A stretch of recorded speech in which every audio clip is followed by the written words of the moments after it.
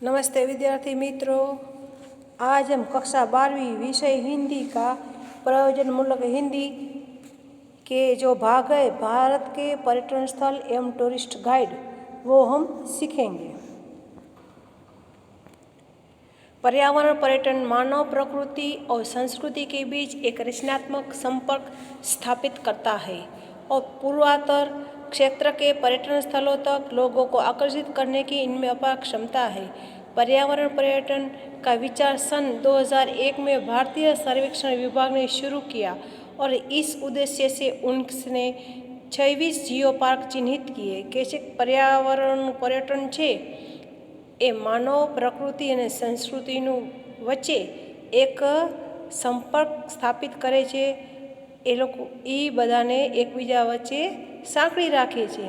કહે છે કે પર્યટન સ્થળ છે એ લોકોને આકર્ષિત કરવામાં ખૂબ મહત્ત્વનો ભાગ ભજવે છે કે ભાઈ પર્યટન સ્થળ સારું એવું હોય કુદરતી દ્રશ્યોવાળું તો લોકો ત્યાં ઘણા બધા જોવા આવે। जियो पार्कों को उन राष्ट्रीय संरक्षित क्षेत्रों के रूप में परिभाषित किया गया है जहां अनेक भौगोलिक दाय वाले स्थल मौजूद है। इन स्थलों में विशेष महत्व वाले दुर्लभ और सौंदर्य की दृष्टि से विशेष अपील वाली वस्तुएं और जीव जंतु होते हैं। હવે કહે છે કે રાષ્ટ્રીય સંરક્ષિત જે ક્ષેત્ર હોય એની અંદર ઘણા બધા ભૌગોલિક સ્થાન મौजूद હોય છે, આવેલા હોય છે અને એની અંદર એવા નવા નવા જીવજંતુ જે ક્યારેય જોયા ન હોય એવા બધા અંદર રાખેલા હોય, સમાવેશ થયેલો હોય છે। पर्यटकों के लिए पर्यटक એટલે પ્રવાસી, यात्री, मुसाफिर। पर्यटकों के लिए भारतीय भाषा विविधताओं भरा स्थान है। इन विविधताओं के आर्थिक पहलुओं को देखते हुए शिल्प आदि क्षेत्रों के संवर्धन हेतु ठोस सरकारी प्रयासों परिणामों एक नई आर्थिक संभावना के रूप में देखा जा सकता है तथा नए चिन्हित पर्यटन स्थलों पर ढांचागत सुविधाओं का विकास करने केवल शहरी नहीं बल्कि ग्रामीण क्षेत्रों में भी रोजगार के अवसरों की उपलब्धता बढ़ाई जा सकती है। पर्यटकों के लिए कैंपिंग स्थलों का संचालन करने से भी स्थानीय युवकों को काम मिल सकता है। कैसे पर्यटन क्षेत्र ऊपर साરું એવું કામ કરે તો ત્યાંના જે લોકો હોય એને रोजगार मળી શકે, काम મળી શકે। इसके लिए उन्हें प्रशिक्षित जनशक्ति की ज़रूरत पड़ेगी। એના માટે એને શિક્ષિત થયેલા લોકોની જરૂર પડે। ખાનપાન के लिए भी कुछ विशेषज्ञों की सहायता लेनी पड़ेगी કે ખાવા પીવા માટે અહીંના લોકો અહીં આવે અને અહીંના લોકો ખાવા પીવામાં કેવું બનાવે છે એના માટે પણ કોઈ એવા વિશેષજ્ઞો કોઈ એવા जानीता एनी मदद लेवी पड़े। खानपान की सूची में स्थानीय पकवान, स्थानीय फल, सब्जियां, मीट, दूध, पोल्ट्री, अंडे तथा मछलियां स्थानीय रूप से प्राप्त की जा सकती है। कहे छे कि खावा पीवा माटे त्यानी जे मुख्य होय खोराक ए फल, शाकभाजी ए बधुं त्यां राखवुं जोईए कि सरलताथी मळी रहे। कुछ ग्रामवासी प्रयास करके इन चीज़ों की आपूर्ति कर सकते हैं कि गामना लोको होय ए प्रयास करी अने आ वस्तुओं पूरी पाड़ी शके छे।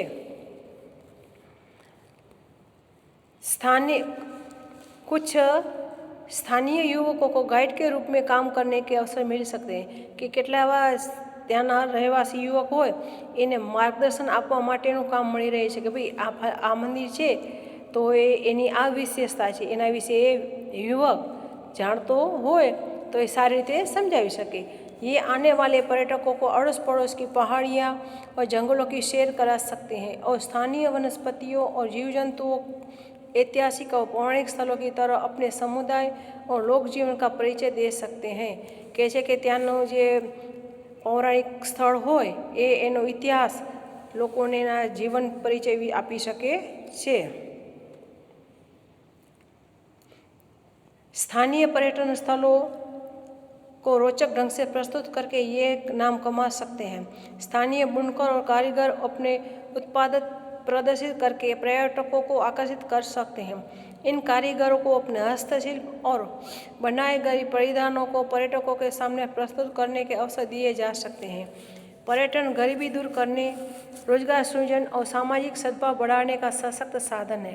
27 सितंबर 2003 को दुनिया भर में विश्व पर्यटन दिवस मनाया गया, जिसका मुख्य विषय यही था। इस विषय से ही पता चल जाता है कि पर्यटन विकासशील देशों के लिए कितना सार्थक और महत्वपूर्ण है। हालांकि पर्यटकों को अनेक विद्वानों ने अपने अपने ढंग से परिभाषित किया है, लेकिन संयुक्त राष्ट्र की रोम में सन 1963 में आयोजित अंतर्राष्ट्रीय यात्रा एवं पर्यटन सम्मेलन में बहुत सरल शब्दों में इसका वर्णन किया गया है। अधिक कमाई के चलते पर्यटन क्षेत्र एक फलता फूलता उद्योग बन गया है। इससे राष्ट्रीय अर्थव्यवस्था को बल मिलता है और इसमें स्थानीय पर्यावरण में सुधार लाने तथा परिवहन, होटल, खानपान और हस्तशिल्प जैसे क्षेत्रों में सेवाओं और माल की गुणवत्ता बेहतर करने की शक्ति निहित है। કે આ પર્યટન ક્ષેત્ર છે એમાં કોઈ એવું વિદ્વાન વ્યક્તિ હોય એ પોતપોતાની રીતે એને વ્યવસ્થિત કરે, સ્થાપિત કરે અને કહે છે સંયુક્ત રાષ્ટ્રની અંદર પણ કે દેશ વિદેશ બધા લોકો જતા હોય છે પ્રવાસે, તો એને પણ આગળ વધારવા માટે પ્રયત્ન કર્યા છે। તેનાથી શું થાય છે કે રાષ્ટ્રીય અર્થવ્યવસ્થાને બળ મળે છે, એટલે કે દેશમાં કમાણી થાય છે અને એના માટે જે કાંઈ સુધારા વધારા કરવાના હોય, વાહન વ્યવહારના, હોટલના, ખાવા પીવાના કોઈ એવા હોય, હસ્તશિલ્પના, તો એ કરવા જોઈએ, એટલે એનાથી ગુણવત્તા એની વધી રહે। पर्यटन से स्थानीय युवकों को नए नए क्षेत्रों में रोजगार के अवसर मिलते हैं कि पर्यटन ने कारणे जे त्यां रहता हो युवको एने नवा नवा क्षेत्रों अंदर कमाणीनो अवसर मळे, रोजगारनो समय मळी जाए कि कोई भूख्या न रहे, कोई काम धंधा वगरना न रहे। पर्यटन से सांस्कृतिक गतिविधियों में तेजी आती है और पर्यटकों तथा उनके मेजबानों के बीच बेहतर और समझदारीपूर्ण संबंध विकसित होते हैं कि पर्यटन ने कारण त्यानी सांस्कृतिक होय विकास ए आगळ रहे छे अने त्यां पर्यटक अने त्यां जे मेहमानो आवेला होय, मेजबान एटले त्याना जे રહેવાસીઓને मेजबानो कहेवाय, पर्यटको एटले मुसाफिर, एना वच्चे शुं करे सारा एवा संबंधों विकसे छे।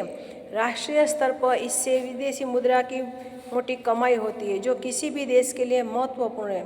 राष्ट्रीय स्तर माटे राष्ट्र माटे ए खूब विदेशोथी कमाई सके छे, ए देश माटे एक महत्वपूर्णनी बात छे।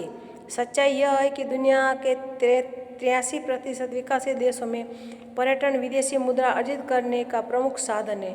पर्यटन सेवा क्षेत्र का एक ऐसा उभरता हुआ उद्योग है जिसमें अपार संभावनाएं निहित है। पर्यटन रोजगार एवं वैश्विक संबंधों की आधारशिला है कि पर्यटन છે રોજગાર અને વિશ્વના સંબંધોની આધારશિલા છે। એને કારણે એકબીજા દેશો પ્રત્યે સારા સંબંધ રહે। पर्यटकों के लिए कारण कि एकबीजा आवड़ो जावड़ो थाय એટલે सारा संबंध रहे, आत्मीयता बंधाए। पर्यटकों के लिए भारतीय बाजार विविधताओं से भरा स्थान है। इन विविधताओं के आर्थिक पहलुओं को देखते हुए शिल्प आदि क्षेत्रों के संवर्धन हेतु ठोस सरकारी प्रयासों का परिणाम एक नई आर्थिक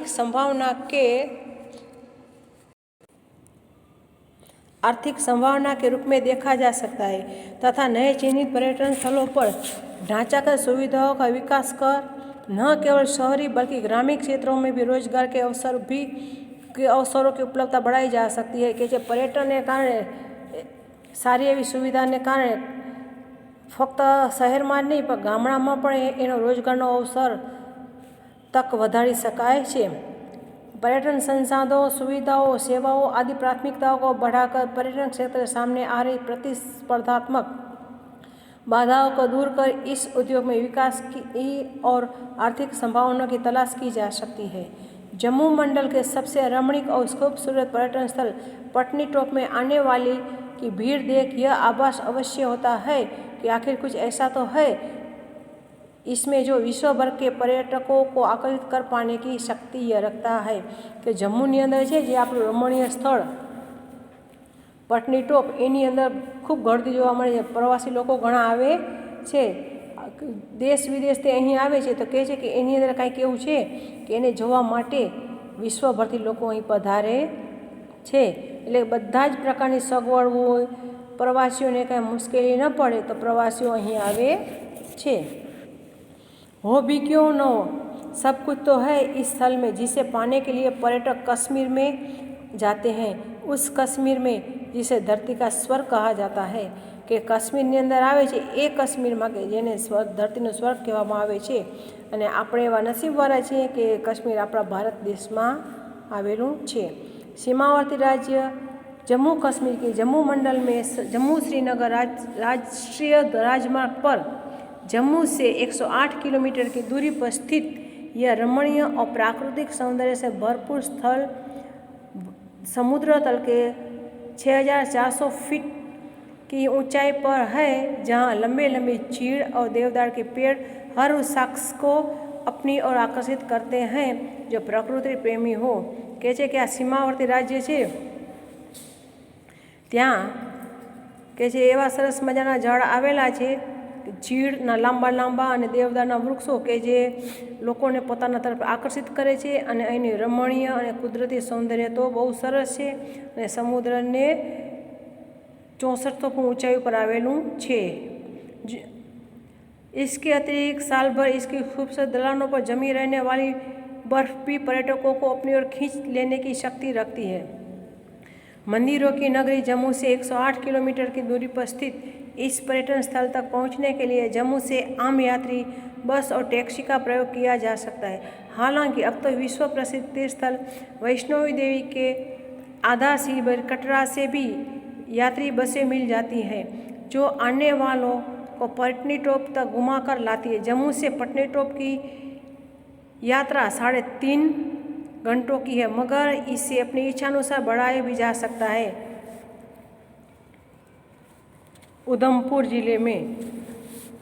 जिले में आने वाले इस पर्यटन स्थल को और खूबसूरत बनाने तथा अधिक से पर्यटकों को आकर्षित करने के लिए पटनीटॉप विकास प्राधिकरण का गठन भी किया गया है, जो सिर्फ पटनीटॉप का ही नहीं बल्कि उनके आसपास पड़ने वाले और भी रमणीय तथा धार्मिक स्थलों शुद्ध महादेव, मानतलाई, चिनैनी, सनासर आदि का विकास करने में भी लगी हुई है। क्योंकि अवसर ऐसा होता है कि आने वाले पर्यटकों में से अधिकतर जिन्होंने बर्फ़ कई बार देखी हो, बर्फ़ को देखकर उकता जाते हैं, तो उनके मन को बहलाने के लिए आसपास के पर्यटन स्थलों को भी अब विकसित कर लिया गया है। कि उधमपुर थी જે લોકો જાય છે અને કહે છે કે તે પટનીટોપમાં જાય તો પટનીટોપની અંદર જે ઘણા બધા એવા સરસ મજાના જોવાલાયક સ્થળ છે અને ઘણા લોકો બરફથી કંટાળી જાય તો આજુબાજુમાં એવું સરસ વિકસિત કરવામાં આવ્યું છે કે લોકોને ત્યાં ગમે એનું મન બહેલાવી શકે। हालांकि पटनीटॉप में गर्मियों में बहुत भीड़ होती है, लेकिन यहाँ आने वाले वर्ष भर ही आते हैं। કહે છે કે પટનીટોપમાં મોટે ભાગે ગરમીના દિવસોમાં જ ગરદી હોય છે, પરંતુ ના એવું નથી કે આવાવાળા તો આખા વર્ષની અંદર ગમે ત્યારે આવી શકે છે। सर्दियों में कई फुट जमी और गिरने वाली बर्फ़ का आनंद उठाने के लिए भी लोगों का तांता लगा रहता है कि શિયાળાના દિવસોમાં પણ બરફનો આનંદ લેવા માટે લોકોની ગળદી લાગેલી હોય છે। सर्दियों में आने वाले को स्कीइंग का आनंद भी उठाते हैं, जिन्हें एक सप्ताह में स्कीइंग सिखाने का प्रबंध भी अब जम्मू कश्मीर पर्यटन विभाग तथा जम्मू कश्मीर पर्यटन विकास निगम की ओर से किया गया है।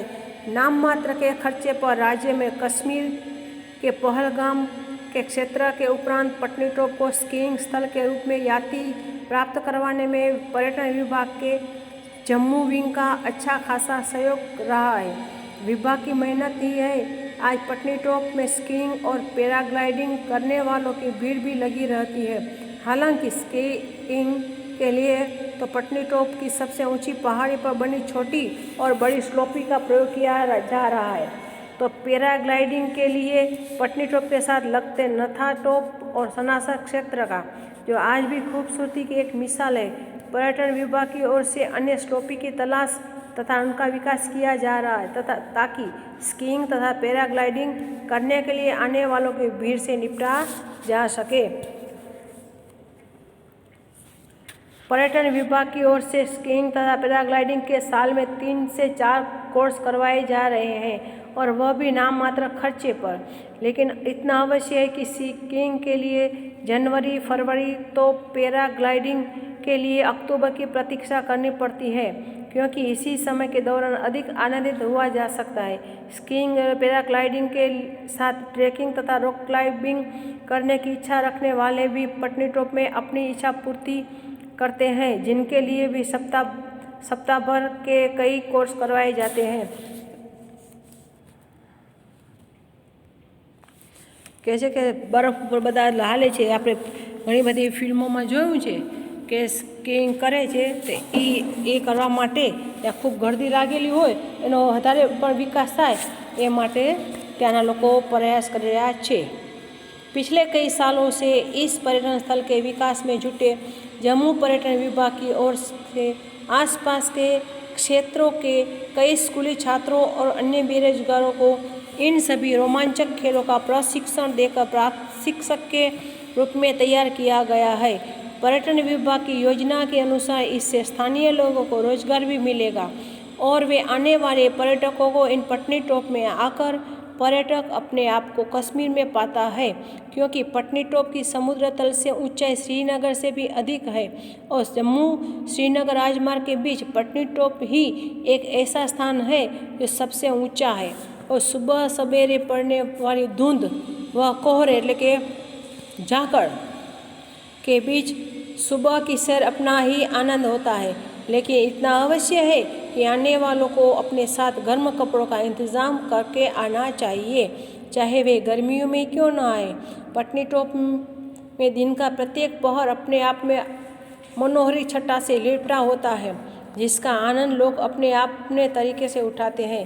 कि पत्नीटॉपની અંદર એવા ઘણા બધા રમણીય સ્થળો જોવા જેવા છે અને જ્યારે પણ જે લોકો આવે ગરમીમાં આવે કે ઠંડીમાં આવે તો ગરમ કપડાં સાથે લઈને આવવા જોઈએ અને ત્યાં સવારે સરસ મજાનું વાતાવરણ હોય છે ભેજવાળું, એને જોઈ અને આખો અલગ પ્રકારનો આનંદ અહીંયા આવે છે, મજા આવે છે। એટલે કહે છે કે અહીં બધા પોતપોતાની રીતે આનંદ ઉઠાવે છે, આનંદ લે છે।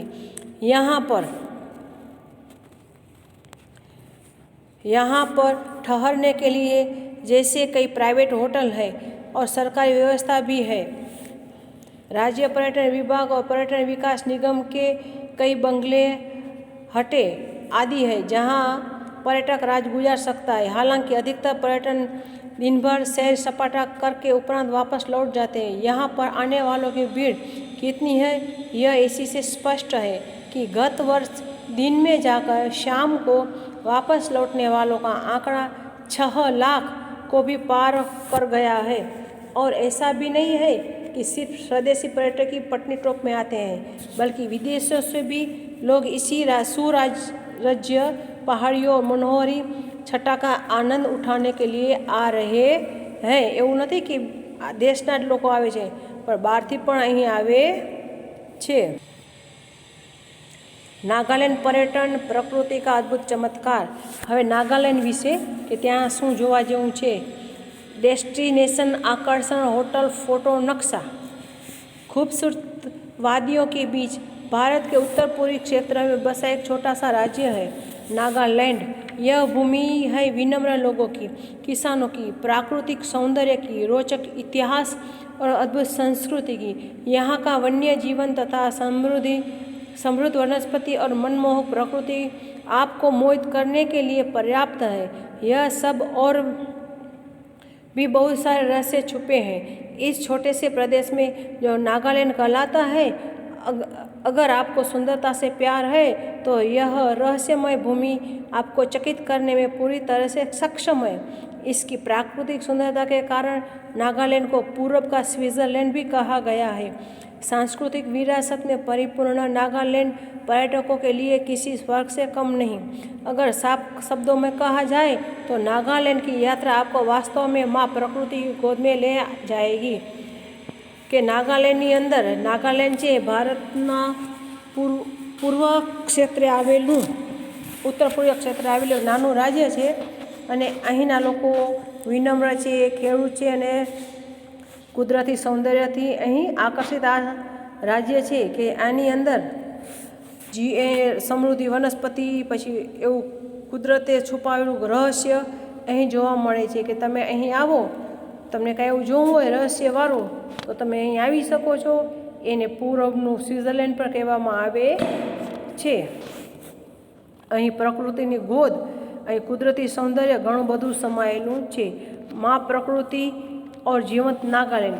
अगर आप नागालैंड की यात्रा करने की सोच रहे हैं तो यह जान लीजिए कि यह नागाओं की भूमि प्राकृतिक दृश्यों से परिपूर्ण है। यहाँ की हरियाली, खूबसूरत वादियाँ, मनमोहक सौंदर्य और सूर्यास्त आपकी यात्रा को यादगार बना देता है और आप खूबसूरत यादें लेकर अपने घर वापस जा सकते हैं।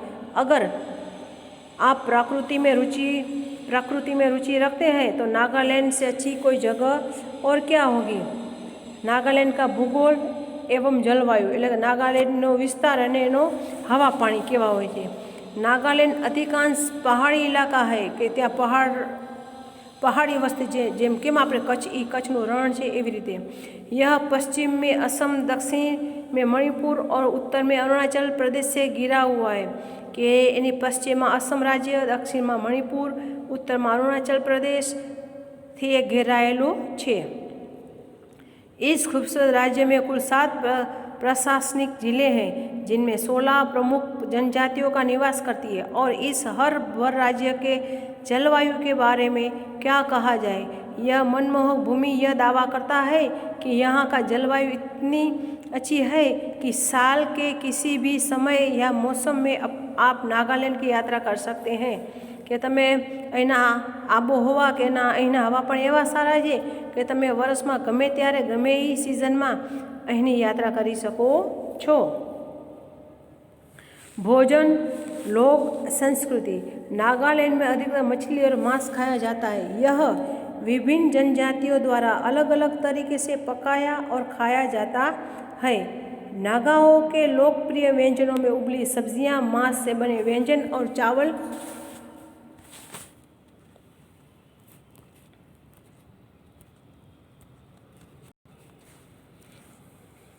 शामिल है। એટલે કે જે એના ખોરાકની અંદર પકાવેલી વસ્તુ, માંસ, મટન ને એ બધું જ સમાવેલું હોય છે। बात यह है कि स्थानीय लोगों का आतिथ्य सत्कार नागालैंड की यात्रा में 4 चांद लगा देता है। इनकी संस्कृति एक अंतहीन चर्चा का विषय है। नृत्य और लयबद्ध गीत इनकी दैनिक गतिविधि का हिस्सा है। यह कहा जा सकता है कि नागाओं के लिए जीवन एक उत्सव से कम नहीं। नागालैंड में पर्यटक स्थल। नागालैंड के कुछ आकर्षक और लोकप्रिय स्थानों में से है कोहिमा, दीमापुर, मोन, दोखा, फेक, पेरेन इत्यादि। तो ये सब कुछ जानने के बाद आपको किसका इंतज़ार है। तैयार हो जाइए अपनी अगली छुट्टियों में नागालैंड की यात्रा के लिए। अब हम देखेंगे उत्तर प्रदेश कि हमारे भारत देश के अंदर उत्तर प्रदेश में क्या देखने लायक स्थल है। उत्तर प्रदेश धर्मपरायणता और तीर्थस्थानों का पालना કે આપણા જે બધા ભગવાન છે એને મોટે ભાગે ઉત્તર પ્રદેશની અંદર જેનો જન્મ થયો છે, એમની જન્મભૂમિ ઉત્तर પ્રદેશમાં છે। अवलोकन, डेस्टिनेशन, आकर्षक होटल, फोटो नक्शा। अगर घूमना आपका पेशा ही नहीं, शौक है, तो उत्तर प्रदेश पर्यटन के पास आपके लिए काफ़ी कुछ मनोरम है और इसी वजह से मशहूर इस अद्भुत जगह को देखने देश विदेश से काफ़ी लोग आते हैं। ताजी धरती, कथक नृत्य का उत्पत्ति स्थान, बनारस की पावन हिंदू धरती, भगवान कृष्ण का जन्म स्थान, वह जगह जहाँ बुद्ध ने अपना पहला धर्मोपदेश दिया था, यह सब उत्तर प्रदेश के अंदर ही आता है। उत्तर प्रदेश की सीमा पर उत्तराखंड, हिमाचल और नेपाल उत्तर दिशा में पड़ते हैं। मध्य प्रदेश दक्षिण दिशा में पड़ता है। बिहार पूर्व में और हरियाणा पश्चिम में पड़ता है। उत्तर प्रदेश के मशहूर तीर्थ स्थान के उत्तर प्रदेश के अंदर जो अलग कया कया तीर्थ स्थान जी। भारत में भक्ति पर्यटन के लिए अगर उत्तर प्रदेश को शुमार न किया जाए तो कुछ अधूरा रहेगा। उत्तर प्रदेश पर्यटन श्रद्धालुओं को इसलिए भी अपनी ओर आकर्षित करती है क्योंकि यहाँ काफ़ी मशहूर तीर्थ स्थल है। बनारस एक ऐसी जगह है जिसको हिंदुओं द्वारा मुक्ति या मोक्ष स्थल भी कहते हैं और यह देश विदेश में पर्यटकों के बीच मशहूर है। उत्तर प्रदेश एक बेहद पवित्र जगह है और वैष्णवों के लिए महत्वपूर्ण जगह भी।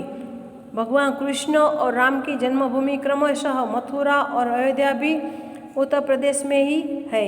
कृष्ण से जुड़े अन्य स्थल जैसे वृंदावन और गोवर्धन है, जहाँ लोग पूरी साल उत्सव और उल्लास के लिए आ सकते हैं। કહે છે કે અહીં આપણા બધા માટે પવિત્ર જમીન છે। અહીંયા કૃષ્ણ ભગવાન, રામ ભગવાન એ બધાએ જન્મ્યા છે અને એ બધા લોકો પોતે उत्सवથી ઉજવે છે। राम के बेटे लव और कुश का जन्म स्थान बिठूर भी यहाँ है। महान संत जैसे कबीर, तुलसीदास और सूरदास भी इसी धरती पर हुए, जिनका धर्मपरायणता से ओतप्रोत गीतों के प्रति लगाव मशहूर है।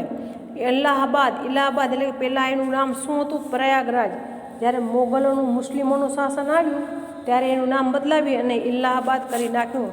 પહેલાં આપણા પ્રયાગરાજ હતું, જે બ્રહ્માજીએ સૌથી પહેલો યજ્ઞ ત્યાં કર્યો હતો, એટલે प्रयागराज એવું નામ આપવામાં આવ્યું હતું।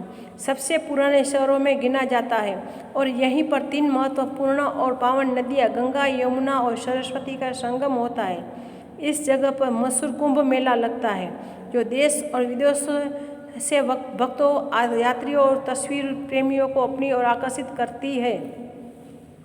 कहीं अल्लाहाबादની અંદર એટલે કે પ્રયાગ ભૂમિ ઉપર કુંભ મેળો ભરાય છે અને દેશ વિદેશથી લોકો અહીં આવે છે। यह बौद्ध धर्म के लोगों के लिए भी महत्वपूर्ण जगह है, क्योंकि सारनाथ में ही बुद्ध ने अपना पहला धर्मोपदेश दिया था। कौशाम्बी में अशोक स्तंभ है और यहाँ पर बुद्ध ने कई धर्मोपदेश दिए हैं। श्रावस्ती में बुद्ध ने कई साल गुजारे और कुशीनगर में उन्होंने नश्वर धुंधर गिराया। प्रभासगिरी हिंदू और जैन दोनों धर्मों के लिए लोगों के लिए समान रूप से महत्वपूर्ण है। उत्तर प्रदेश के जगहों का पौराणिक कथाओं में काफ़ी उल्लेख है और यह रामायण और महाभारत जैसे भारत के महाकाव्य के विकास के लिए जिम्मेदार है।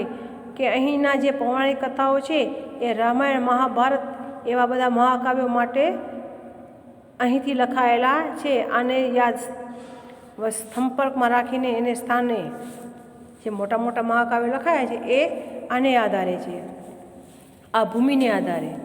उत्तर प्रदेश का वन्य जीवन, रायबरेली का समसपुर बर्ड सेंचुरी,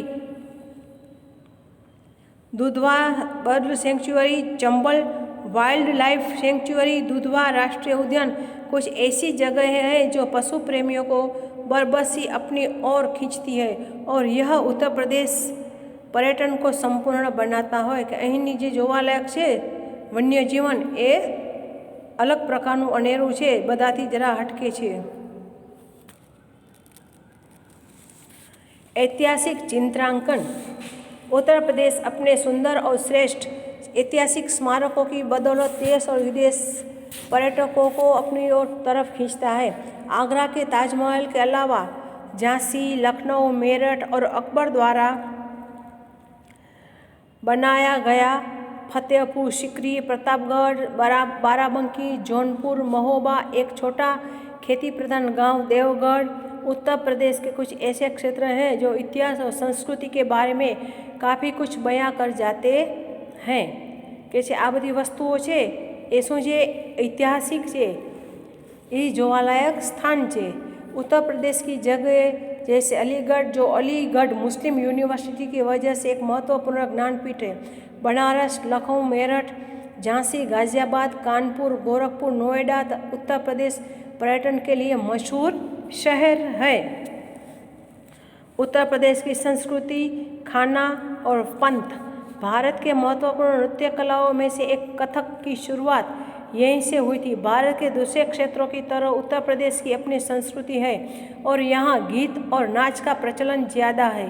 उत्तर प्रदेश कई उल्लेखनीय हस्तशिल्प जैसे हाथों से छपाई, कालीन बनाना, धातु पर तामचीनी चढ़ाना, ब्रोकेट का काम, ब्रास और एबोनी के काम मशहूर है। कसीदाकारी का अनूठा नमूना लखनवी चिकन ने देश तो क्या विदेश में भी प्रशंसा पाई है। उत्तर प्रदेश की संस्कृति में भी हिंदू और मुगल संस्कृति का सम्मिश्रण है, जो उत्तर प्रदेश के कई स्मारकों व्यंजनों में साफ झलकता है। अवधी खाना, कबाब, दम बिरयानी और कई मांसाहारी व्यंजन कुछ ऐसे व्यंजन हैं जो पर्यटकों के मुंह में पानी ला सकते हैं। स्वादिष्ट नमकीन जैसे चाट, समोसा, पकौड़ा आदि ने देश भर में लोगों के दिलों में अपनी अलग जगह बना ली है। तो इसकी शुरुआत उत्तर प्रदेश से हुई थी। उत्तर प्रदेश के बारे में कुछ जानना है। उत्तर प्रदेश के बारे में इतना कुछ जानने के बाद ऐसा कोई कारण नहीं है जो एक उत्सुक यात्री की यहाँ की खोज करने से रोक सकता है। इसके पास आपको देने के लिए काफ़ी कुछ है और काफ़ी कुछ है जो प्रतिबिंबित होना है। भारत के 10 मुख्य पर्यटन केंद्र के भारत में 10 मुख्य एवा स्थान है कि जे खरेखर मुख्य જોવાલાયક સ્થાન છે पर्यावरण मुसाफरी माटे, यात्रा माटे। कश्मीर अपनी जीवन सुंदरता के लिए कश्मीर दुनिया भर में प्रसिद्ध है। कश्मीर के दर्शनीय स्थलों में से श्रीनगर, गुलमर्ग, डल झील, नागिन झील, परी महल और पहलगाम है। अपनी सुरम्य वादियों और पहाड़ों पर बसे गांवों के लिए यह पर्यटकों के बीच अलग ही स्थान रखता है। गोवा भारत का सबसे छोटा राज्य है जो कि समुद्र तटों बीच के बीच लिए जाना जाता है। यहाँ का सी फूड, जल में खेले जाने वाले खेल इसे एक आनंद के स्थान के रूप में पहचान देते हैं। जहाँ स्थित अलोना का किला, गोवा म्यूजियम, चापोरा का किला अन्य पर्यटन आकर्षक है। कन्याकुमारी को केप कोमोरिन के नाम से भी जाना जाता है। यहाँ पर हिंद महासागर, अरब सागर और बंगाल की खाड़ी के जल का मिलन होता है। यहाँ से दिखने वाला सूर्यास्त का दृश्य मनोरम होता है। जयपुर राजस्थान में स्थित जयपुर और उदयपुर अपनी कलात्मक और वास्तु सुंदरता के लिए जाने जाते हैं। उदयपुर में स्थित लेक पैलेस दुनिया के सबसे सुंदर स्थानों में से एक है। जयपुर में ही हवा मंडल भी है जो वास्तुकला का उत्कृष्ट उदाहरण माना जाता है। केरल भारत के सर्वाधिक संपन्न और शिक्षित राज्यों में से एक केरल मंत्रमुग्ध कर देने वाली सुंदरता के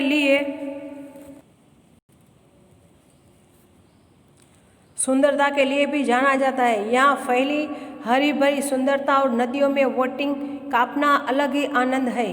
दिल्ली भारत का आर्थिक केंद्र होने के साथ ही देश की राजधानी भी है। यहाँ पर स्थित इंडिया गेट, राष्ट्रपति भवन, जामा मस्जिद और कुतुब मीनार को देखने के लिए पर्यटक वर्ष भर आते रहते हैं। दार्जिलिंग को पहाड़ों की राजधानी कहा जाता है जो कि समुद्र तल से 2134 मीटर ऊपर स्थित है। यहाँ पर स्थित चाय के बागानों के लिए यह दुनिया में जाना जाता है। मैसूर कर्नाटक की सांस्कृतिक राजधानी है जो अपने महलों के लिए जाना जाता है। यहाँ पर स्थित मैसूर का महल विश्व प्रसिद्ध है। इस महल को अम्बाविला के नाम से भी जाना जाता है। इस महल को देखने के लिए प्रतिवर्ष लगभग 2.7 लाख पर्यटक आते हैं। अजंता इलोरा महाराष्ट्र के औरंगाबाद जिले में स्थित चट्टानों को काटकर बनाई गई है। ये मूर्तियाँ बौद्ध धार्मिक कला का अद्भुत उदाहरण है। यहाँ पर पत्थरों की गुफाओं में बने मंदिर पर्यटकों को अपनी खूबसूरती से आश्चर्यचकित कर देते हैं। बेंगलुरु भारत अपनी संस्कृति में विविधता और प्राकृतिक सौंदर्य के लिए हमेशा पर्यटकों के आकर्षण का केंद्र रहा है। यहाँ गोवा जैसे राज्य है, इसकी समुद्र तट दर्शनीय है। केरल और कश्मीर प्राकृतिक सुंदरता के लिए प्रसिद्ध है। इसके अलावा कन्याकुमारी आध्यात्मिक आकर्षण है।